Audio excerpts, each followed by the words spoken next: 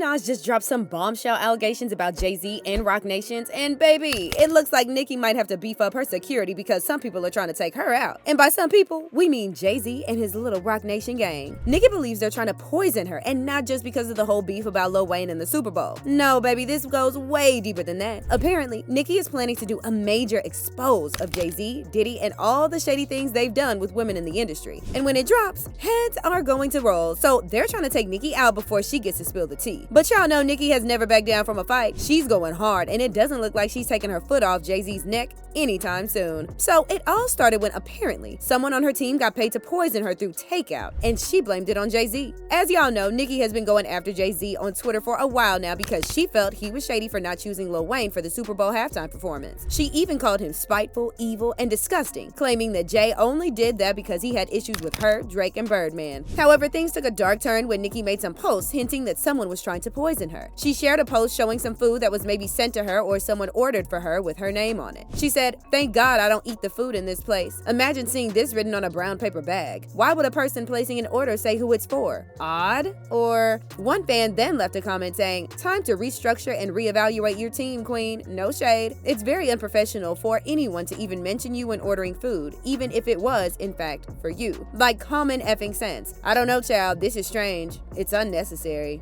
Then Nicki replied that the person responsible for it was already fired but somehow was getting paid by someone somewhere to be close to her. She said, "Oh, she was fired last leg but was mysteriously hired again.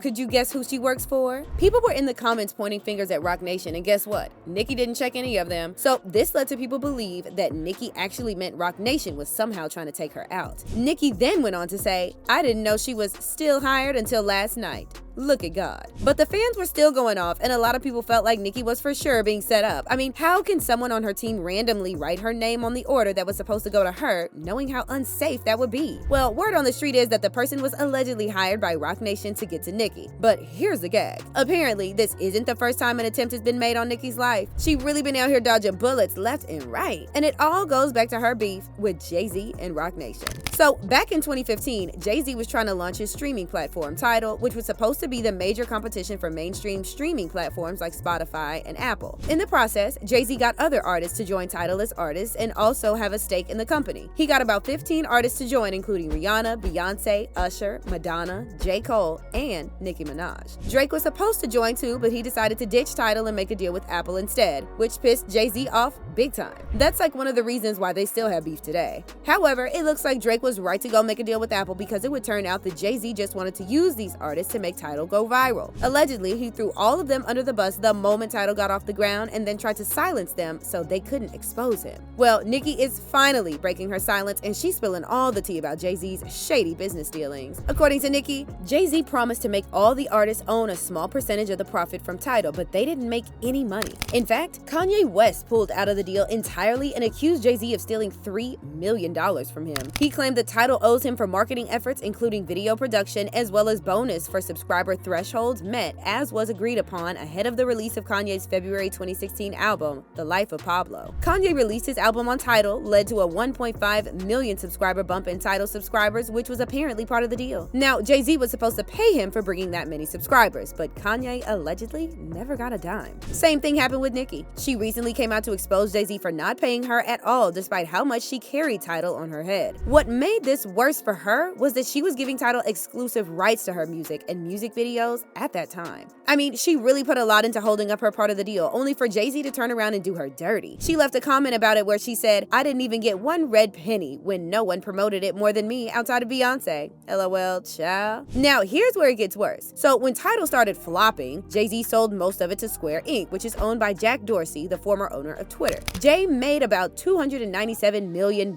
from that deal and also got to be on the board of directors for Tidal. Now, you would use part of that money to compensate all the artists that pushed Tidal from a business that was only worth $56 million when it launched to being worth $350 million just 6 years later when it was sold. But allegedly, Jay pocketed the whole money and didn't pay Nicki and the others, so Nicki put Tidal on blast for scamming her. But of course, Jay had his minions that ran to his defense like they always do whenever Jay is in a tight spot. In fact, Dame Dash recently implied that Jay was sending his minions like Steve Stout and Elliott Wilson after him. I don't know why everybody wants to send certain people. There's certain people that always are defending certain people and talking about me.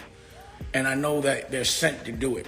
And Steve Stout's one of those pause, burger face, stupid ass, will do anything anybody tells him for $1, hate his culture.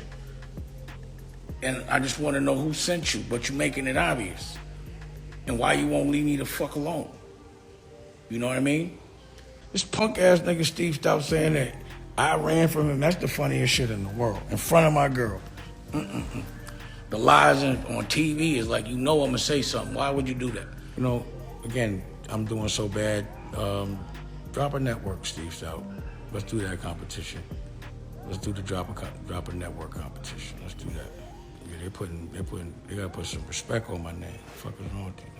So on this Nicki issue, Steve Stout got assigned to deal with the situation. He recently appeared on the Pivot podcast to address all the backlash Jay-Z was getting over the Super Bowl halftime show thing. He also addressed Nicki's claims that she was never paid by Tidal. When people who open up doors as black people get shitted on publicly like that, I just don't like it. I think in that case, what Nicki did was wrong. To bring up Tidal, his streaming company, that he gave you equity in, that you didn't sign the fucking paperwork, and that's the reason why you left millions of dollars on the table. That man didn't do nothing to you. To be talking about somebody who's putting, whether it be Kendrick or Wayne or Drake or Usher, he's putting them on the biggest stage. That's what we should be applauding. That's growth. But the crabs in the barrel thing, oh, not him, fuck him, da da da da da. We can't do that. Nicki wasn't having it though. She fired back on Twitter saying, I received a call advising Tidal was sold and they made no money on the deal. So all they could offer me was $1 million.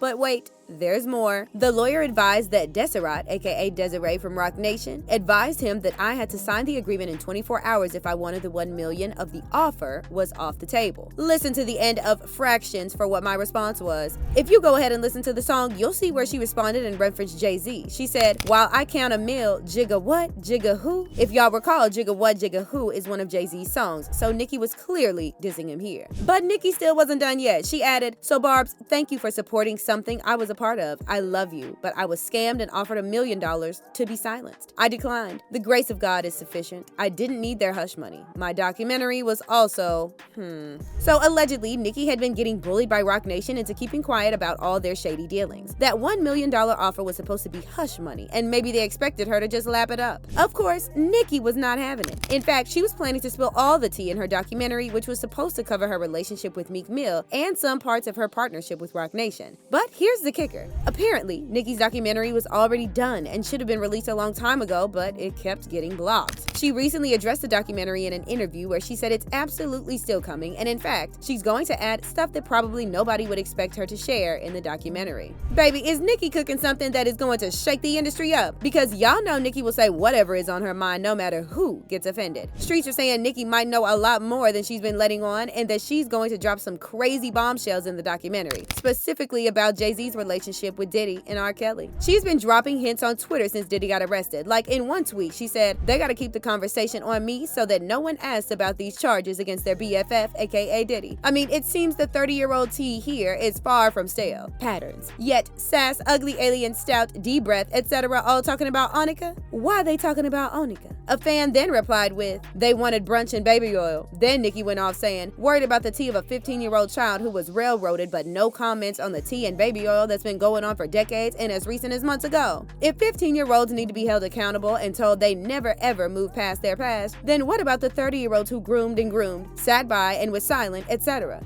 Oh, right. Let's keep the blogs focused on Onika. Now, a lot of people found it weird that Nicki was trying to paint her husband as the victim, knowing he's literally a registered offender. However, fans did agree that Nicki has a point and they're waiting for her to spill all the tea. But do y'all think that Nicki is being targeted or is she just being paranoid? Sound off in the comment section below and don't miss out on this next video.